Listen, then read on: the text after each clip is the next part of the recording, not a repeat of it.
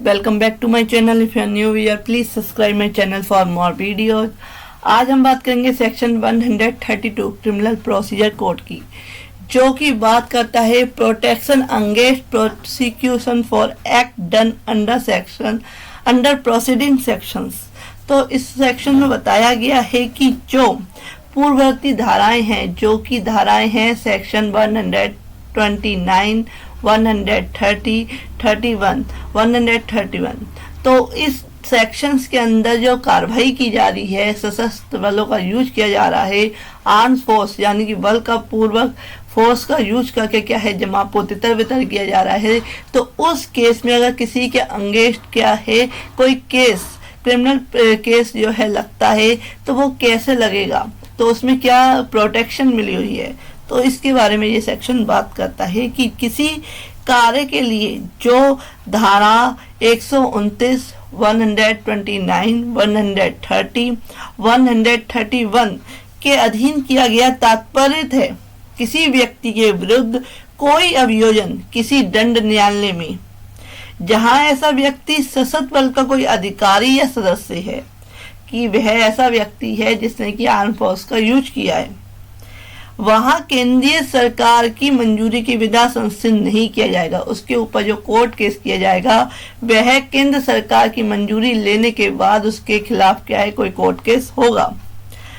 Second कहता है कि किसी अन्य मामले में किसी राज्य सरकार की मंजूरी के बिना संसिद्ध नहीं किया जाएगा। कोई अदर केस है तो उस केस में क्या है स्टेट गवर्नमेंट की क्या है मंजूरी लेनी होगी, तो ही वह कोर्ट केस उस व्यक्ति पर या अधिकारी पर चल सकता है।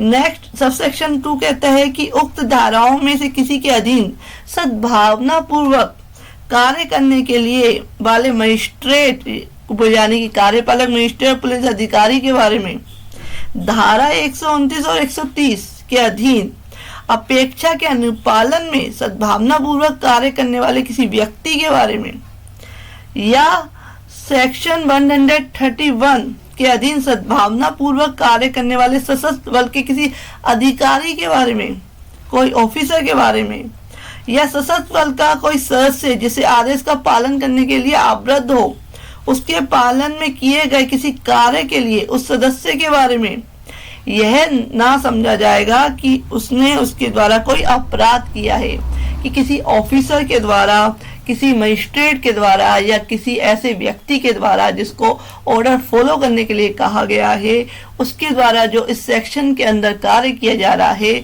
तो उसमें उसे एक क्राइम नहीं माना जाएगा, अपराध नहीं माना जाएगा। ये समझाया गया है।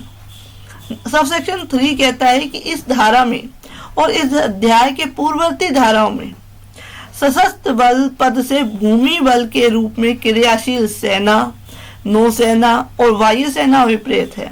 जो सशस्त्र बल है उसमें जो फोर्स यूज की जा रही है वह सेना, नौसेना और वायुसेना अभिप्रेत है, और इसके अंतर्गत इस प्रकार क्रियाशील संघ के अन्य सदस्य बल भी है, और जो अदर फोर्स है उसको भी इसके अंदर इंक्लूड किया गया है।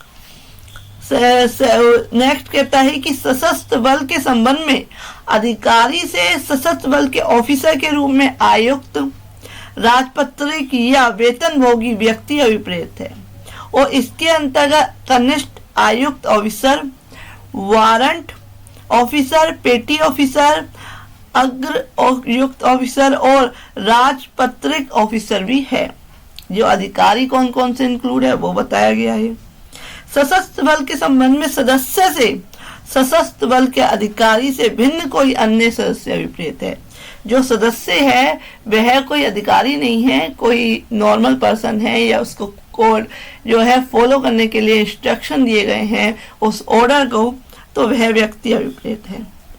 तो इसमें बताया गया है कि अभियोजन या किसी तरह का कोई केस, अगर कोर्ट केस, क्रिमिनल केस अगर चलाना है तो उसमें परमिशन लेनी पड़ेगी। अगर इस सेक्शन के अंदर किसी अधिकारी के द्वारा कार्य किया गया है, किसी ऑफिसर के द्वारा कार्य किया गया है, या किसी कार्यपालक मजिस्ट्रेट या किसी अन्य सदस्य के द्वारा जिसे इंस्ट्रक्शन दिए गए हैं उस ऑर्डर को फॉलो करने के लिए, तो उस पर इतनी जल्दी क्या है कोई केस नहीं दाखिल किया जा सकता है उसके अगेंस्ट।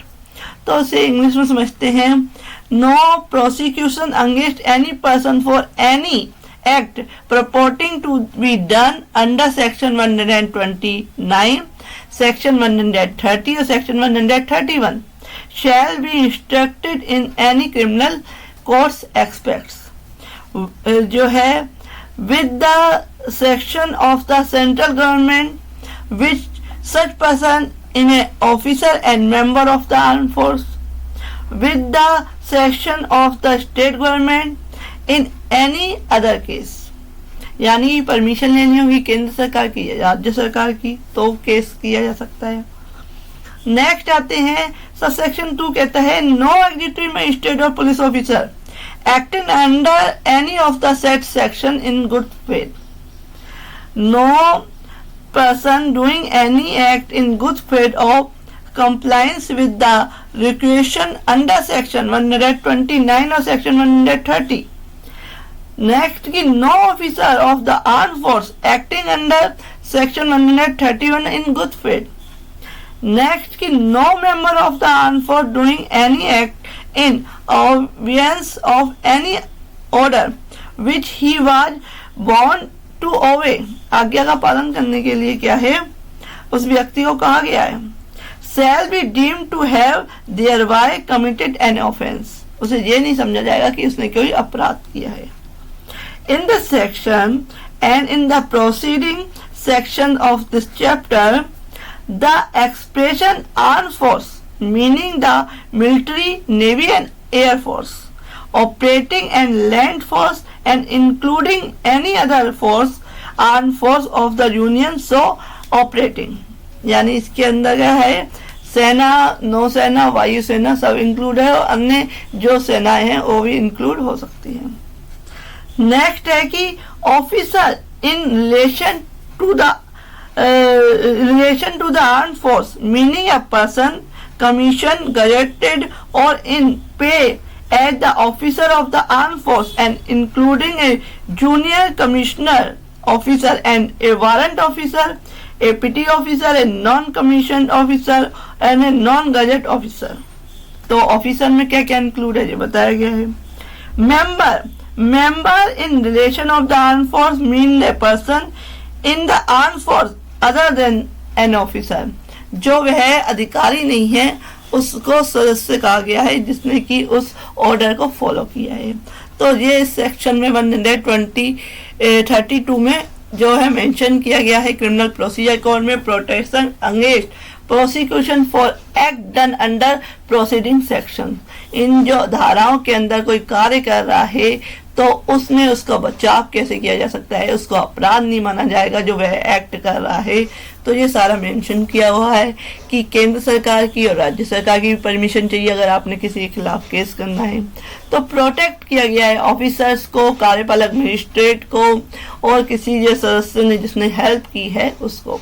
तो फ्रेंड्स ऐसी ही वीडियोज के लिए please subscribe my channel. Thank you for watching this video.